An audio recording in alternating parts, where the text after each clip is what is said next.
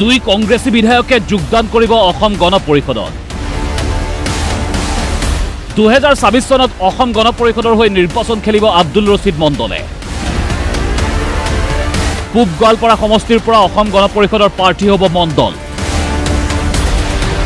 সংবাদ মাধ্যমৰ সন্মুখত মুকলি ঘোষণা কংগ্ৰেছ বিধায়কজনৰ। নিলম্বিত কংগ্ৰেছী বিধায়ক ছিদ্দিক আহমেদেও পাব অসম গণ পৰিষদৰ টিকট। পুনৰ অসমৰ কংগ্ৰেছত ধুমুহা। অসম গণ পৰিষদত যোগদান কৰি 2024 চনত পূব গোৱালপাৰা সমষ্টিত প্ৰতিদ্বন্দ্বিতা আগবঢ়োৱাৰ ৰাজহুৱা ঘোষণা কংগ্ৰেছী বিধায়ক আব্দুল ৰছিদ মণ্ডলৰ।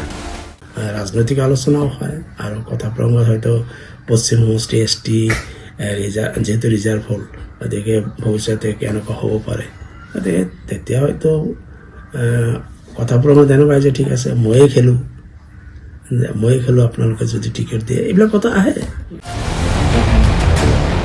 অসম গণ পৰিষদৰ দুই মন্ত্ৰী কেশৱ মহন্ত আৰু অতুল বৰাৰ সৈতে প্ৰাৰম্ভিক আলোচনা হৈছে বুলি কেমেৰাৰ সন্মুখত মুকলিকৈ ক'লে কংগ্ৰেছী বিধায়ক মণ্ডলে। AGP লিডাৰশ্বিপে ইয়াৰ সভাপতি অতুল বৰা ডাঙৰীয়া, ৱৰ্কিং প্ৰেচিডেণ্ট কেশৱ মহন্ত ডাঙৰীয়া বা জ্যেষ্ঠ বিধায়ক প্ৰদীপ হাজৰিকা আৰু কলিতা, এওঁলোকৰ লগত মোৰ আলোচনা হয়।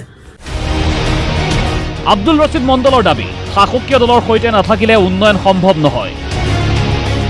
চৰকাৰী পক্ষত থাকিলে ভাল, গতিকে আগন্তুক দিনত কোন দলৰ চৰকাৰ হয় এই কথাটো চিন্তা কৰিব লগা।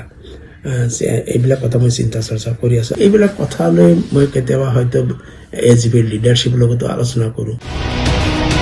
সেইবাবে অসমত সংখ্যালঘুৰ উন্নয়ন হোৱা নাই বুলি ভাবে কংগ্ৰেছ বিধায়ক আব্দুল ৰছিদ মণ্ডলে। গোৱালপাৰা জিলাখন বিভিন্ন কাৰণত পিছ পৰি আছে, বিশেষকৈ চৰকাৰী পক্ষৰ লগত ইয়াৰ জনপ্ৰতিনিধি নথকাৰ কাৰণে এই জিলাখনৰ নাগৰিকসকলৰ বিভিন্ন সমস্যা। দক্ষিণ কৰিমগঞ্জ সমষ্টিৰ পৰা নিৰ্বাচন খেলিব ছিদ্দিক আহমেদে। 4বাৰৰ দক্ষিণ কৰিমগঞ্জ সমষ্টিৰ বিধায়ক ছিদ্দিক আহমেদ 2024 চনত অসম গণ পৰিষদৰ হৈ নিৰ্বাচন খেলিলে ৰাজনৈতিক সমীকৰণ কি হ'ব তাকো মুকলিকৈ জনালে আহমেদে। 2026ত মই আকৌ নিৰ্বাচনত প্ৰতিদ্বন্দ্বিতা কৰিম, এইটো মই ঠিক কৰিছোঁ। আৰু এই ইলেকশ্যন মই আগতে কংগ্ৰেছত আছিলোঁ, এইবাৰ মই AGPৰ হৈ প্ৰতিদ্বন্দ্বিতা কৰিম। মুখ্যমন্ত্ৰীৰ প্ৰশংসাত পঞ্চমুখ নিলম্বিত কংগ্ৰেছী বিধায়ক আহমেদ। সমষ্টিৰ উন্নয়নৰ বাবে মুখ্যমন্ত্ৰী শৰ্মাই তেওঁক যিমান দিছে বিজেপি বিধায়ককো হেনো দিয়া নাই।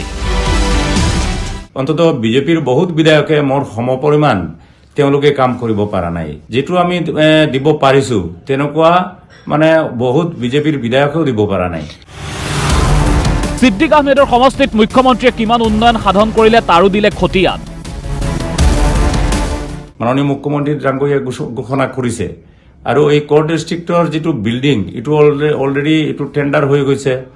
এটা ডাঙৰ এটা খেলপাতৰ তেওঁ দিছে, এইটো এটা ষ্টেডিয়াম।